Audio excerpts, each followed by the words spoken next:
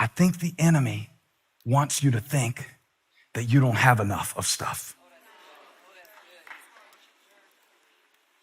David not only said that it was God who gave you Canaan, that's the promised land. We're not talking about land, we're talking about the lives God has given us.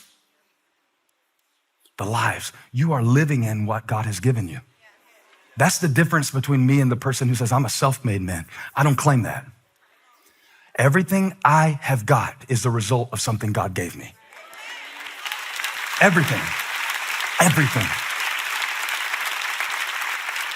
So I don't want to apologize for it, but I don't want to be proud about it because God gave it to me.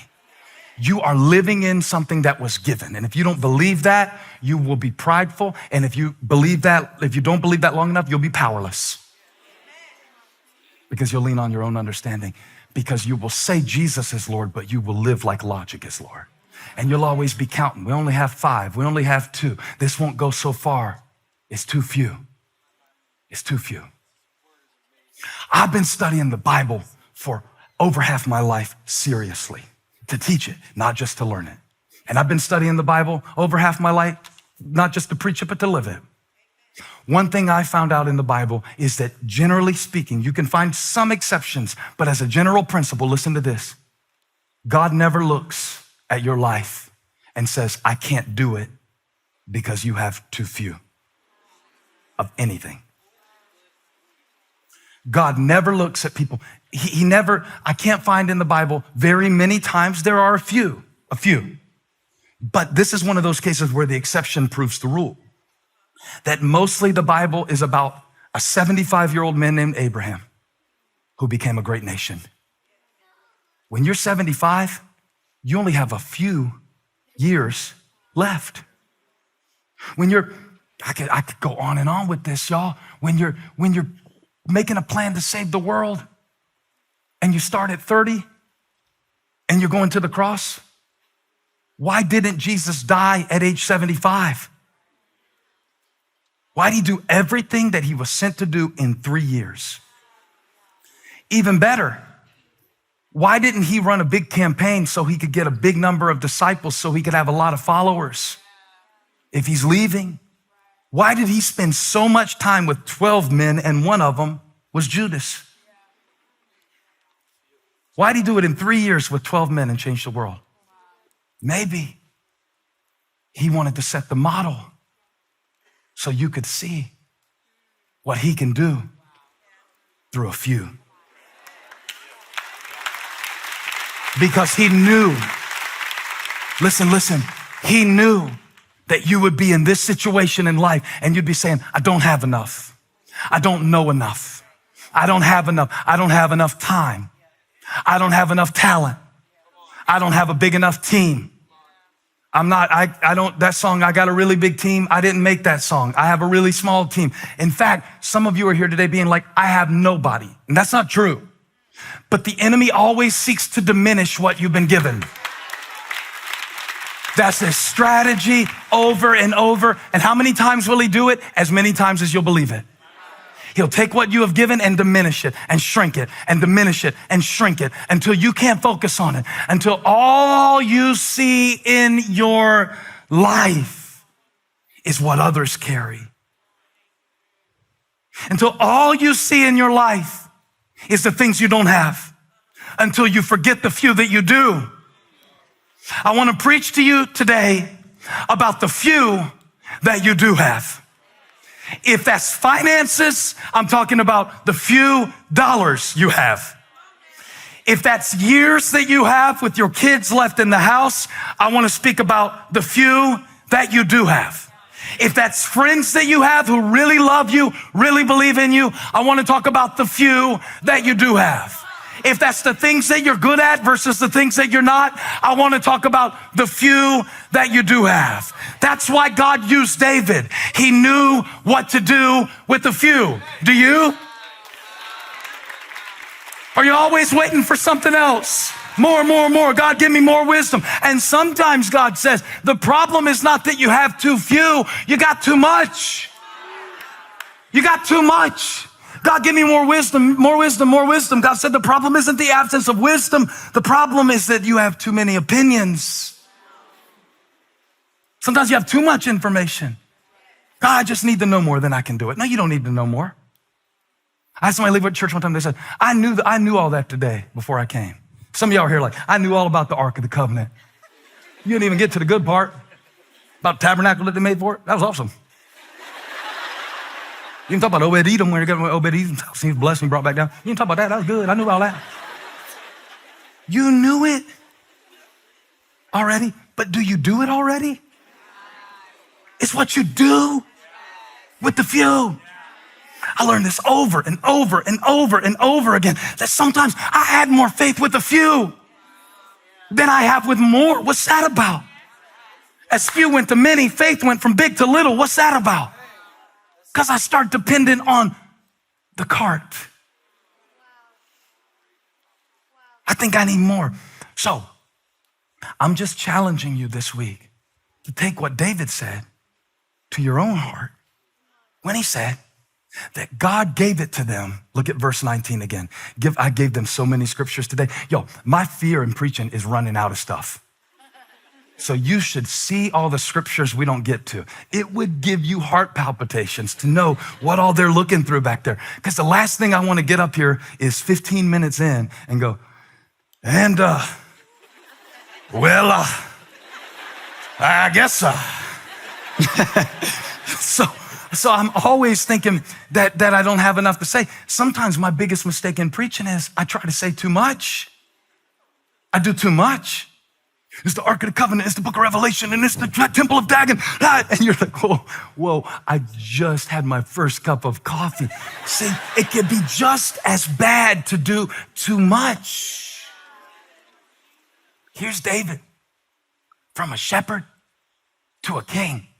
And what does he go back to? Verse 19. He said, God spoke it when they were but, what's the word? Few. But few. And then he emphasizes it. Watch this. Few indeed. Just in case you think he's overstating it, he's like, nah, it was nothing but Abraham and Isaac and Jacob and the patriarchs, and God did all this out of that. Don't get it twisted to think that I'm so great as a king. David said, no. He did it when they were but few, so he could prove that he was faithful, and he couldn't prove that he was faithful if he didn't do it through a few. If he did it through a lot, you would consult the lot of your logic and the lot of your resources. So God has you in a season right now where he is stripping away some things and subtracting some things, and some people are leaving, and some things are disappearing, and some certainties are evaporating, and some things you depended on all your life are no longer able to hold you up. So God can show you what he can do through a few. It is almost like Gideon in the Old Testament, where he had 32,000 warriors. And the Lord said, I can't use you yet to deliver my people. Look at Judges 7:2. Why? Because you're not strong enough. Why? Because you're not smart enough. Why? Because you're not experienced enough. No. He said, you have too many. So why are you praying about too few when God is talking about too many? God said, take them down to the water. I'll thin them out. I'll send home who needs to be sent home, and you'll deliver the people with 300 men. I'm not good at math, but that's backwards. I went from 32,000 to 300, and it feels bad to go backwards. And you've been going backwards, and you've been feeling bad about it. But praise the Lord. Because praise paves a way for the provision of God to be revealed in your life through the few. Through the few. Say it. Through the few. Through the few. I don't have that much. You don't need that much. You don't need what you think you need. I promise you, I promise you, you don't need what you think you need to do what God has called you to do. Because if you needed what you think you need to do what God had called you to do, and he's the one who called you to do it, he would have given you what you think you need to do what he's called you to do, because he's the one who called you to do it. He doesn't promise stuff that he doesn't provide for. Oh, if I was more even-tempered. No. You need a little bit of that. All right? We're going to subdue it and submit it, and we're going to train it to the Holy Spirit, but you need some of that. You're going to get some self-control, but you need some of that. Oh, if I could do this, if I could do that, if I could be more like this. I went to, when I first went to Shelby, I went to a music director. This guy was a legend. He was the best musician that at that point in my life I had ever met. He played in studios, he played on people's albums, and here I was asking him to come be my keyboard player at a church of just a few hundred people, just a few hundred. Everybody around me told him he won't do it. He doesn't need to be on some church band. He won't play on a church stage. I said, well, let me just go talk to him. And I said, I know that you probably won't do it. You know, by the way, you'll never get a date if you come up with this kind of confidence. I was like, I know you probably don't want to do it. I know you probably. But before I finished, he said, yeah, I'll do it. I said, I can only pay you this much. And it was just a few. I was going to pay him for a week what he could get in an hour. He said, I'll do it. I've been praying about that. I said, oh, okay. So I started doing it. Every week, I'd go over to his house, and it was such a trip, y'all, because I would teach him the songs. Now, let me explain to you. I don't have much musical training, just the chords I learned on my guitar when I was a boy, and that's it. Now, I know those 4 chords really well, but I learned to play guitar off Green Day, Not Bach, Hootie, and the Blowfish. That's how I learned to play guitar. But I know what I know. So I'd go over to his house. He had a little studio in his house. And I would sit down with him. His name was Richard. Still is Richard. But I'd sit down with Richard and I'd take the little chord charts over. I said, let's go over these songs for the week. Not because he needed to learn them, just we were getting it all charted out and he would chart it for me and everything. I would always apologize to him. I always felt bad because he's such a great musician. I mean, he knows jazz, he knows rock, he knows country. He can play anything by ear or by sight. And here I am with a G and a C and a D and an A, and that's the whole song. And I'd say, I'm so sorry, Richard. I know this is so simple. This is so stupid. Me sitting here, a great musician like you, I don't even know all the chords that you know. And one day he stopped me. He said, Stephen, stop thinking. Everybody I impersonate has a country accent, right? Stephen. He said, you don't need to know more chords. You know the right 4. And then he gave me a tutorial. He started playing songs with the 4 chords that I used over and over again. And he showed me at least 20 songs that used those 4 chords only. And every time he would do it, it would drive the message home a little bit more. You only need 4. You only need 4. Then he'd play it again. It was just a 1, 5, 6, 4. That's the notation, the Nashville number system, right? It's the 1, the 5, the 6, and the 4. And he showed me with those 4 chords, you can write a number 1 hit. It's not how many chords you know. It's how you use the ones you know.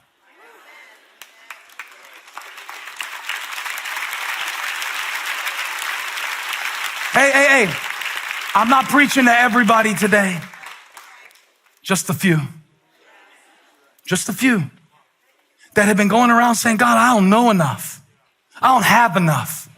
I haven't been trained enough. I'm not good enough. I'm not sleeping enough. That must be a parent of a newborn or a dog. God, I don't have enough. And Richard showed me, you only need 4 chords. You only need 4. I'll prove it. When God got ready to turn on the lights of the solar system, he said 4 words, let there be light. 4 words and the lights came on. 4 words and the world was illuminated. 4 words and the darkness had to back up. You only need 4. You only need 4.